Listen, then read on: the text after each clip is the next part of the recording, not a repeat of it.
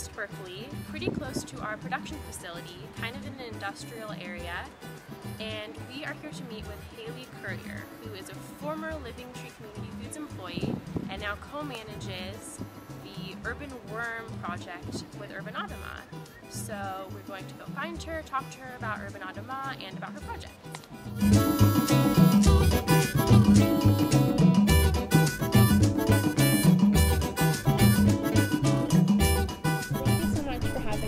Garden today. So just could you tell us a little bit about Urban Adamah and what you guys do for the community, how long you've been established? Yeah, this is Urban Adamah. It's a community garden and environmental education center rooted in Jewish tradition.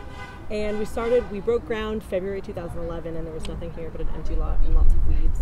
And by May 2011, there was a first fellowship group, which is 12 young people between 20 and 30 who are learning about urban agriculture, social justice, and personal development. And I got here in September, and I was here from September to December. And then I was a winter farm manager. And Urban Adamah has a lot of different programs. We grow all of this food organically and donate 90% of it to folks in the community who don't have access to local organic food.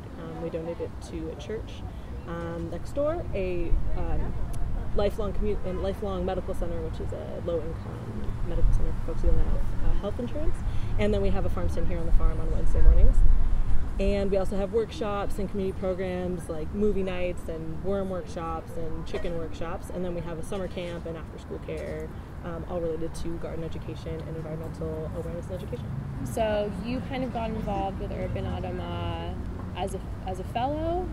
Right, through the fellowship. So I was here, lived 2 blocks away in a communal house for 3 months, and we cooked together, spent all of our time together, visited other farms, worked here on this farm. We had internships in the community. I worked at Food First for 3 months. Oh, yeah, awesome. And kind of learned about social justice and food justice in the Bay Area, and learned about ourselves in context of that. So Urban Adamah is in West Berkeley. It's kind of an area known for its commercial, more industrial features. How do you think Urban Adamah has integrated into that kind of area and landscape? I think a lot of people have told us, oh yeah, we drive by it all the time, but we never thought to stop. Like, what is this place? Or they drive by and they're like, and they finally come here and they're like, I never even saw this place. I've driven by a million times. It's kind of unexpected. It's between a bar and a bookstore. Yeah. Right on San Pablo.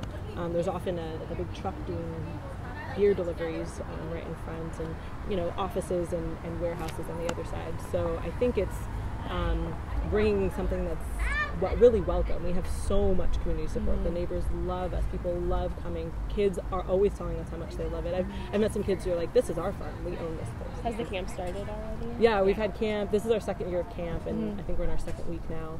And we've had Hebrew school, like after school stuff. And we also have kids visiting, or schools visiting during the year as well.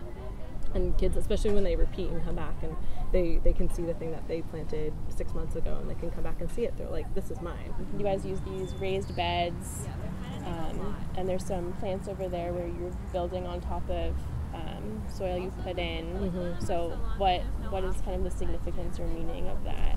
Right, as is a huge problem with most urban agriculture, is that the land is not valuable enough to grow food on. This is owned by Wareham, which owns a lot of property in West Berkeley, and they have plans for building a development or whatever in a couple of years, but in the meantime, they lent us this land for free. And knowing that this is a temporary spot, we've designed these beds. They're built on pallets, so we'll be picking them up with a forklift and putting them on a flatbed truck when the day comes, and hopefully we'll have a site as wonderful, perfect as the site is. It's kind of up to the economy too. If the economy keeps going as it is, then maybe this land will continue to be only valuable for a garden, which to me is really valuable, but not to Wareham. Yeah.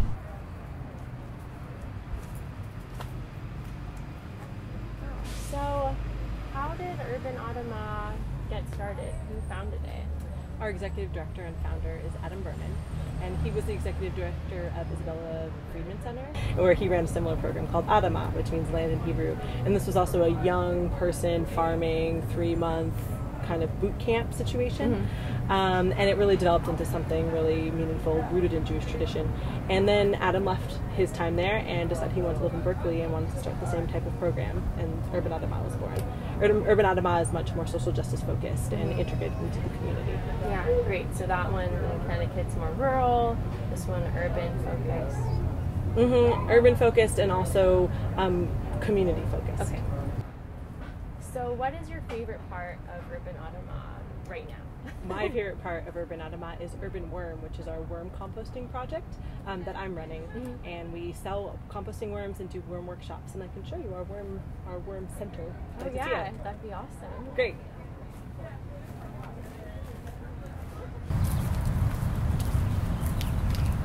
So this is where our worms live, in these giant piles of horse manure. It smells like horse manure. They live and eat the horse manure, and we have millions of worms here. And we sell them in nurseries and online and during our workshops. How many worms do you think you have here? There's 3 piles like this. In these 3 piles, we probably have a couple million. Do you incorporate these worms into your gardening? Definitely. We have a worm box here at the farm, which is an educational tool. And worms their poop is castings, which is a really high nitrogen garden amendment.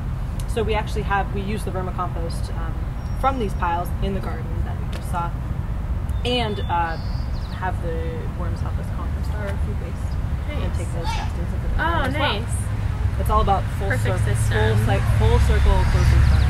Yeah. So you want to see some worms? Yeah. So here are the worms. This is what we sell here on site and online at urbanwormcomposting.org. It's a pound of red wigglers, and you can put them in your composting, in your worm bin, or in your compost pile, or in your garden. We're selling to 6 Bay Area nurseries, including East Bay Nursery, Berkeley Court, Biofuel Oasis. We sell half-pound bags of worms, and we sell full-pound worms here and on site and online. And these are our pound of worm bags. We sell them at www.urbanwormcomposting.org. This is what it looks like. So how many worms are in a 1 pound bag? 1 pound is about 1,000 worms. Whoa, that's more than enough, I'd say. Plenty to start your worm bin. Well, Haley, thank you so much for having us into Urban Adamah. It's been wonderful. I need to come back many times, and I'd love to help out on the work days. My absolute pleasure. Please come back. You're always welcome. Thank you.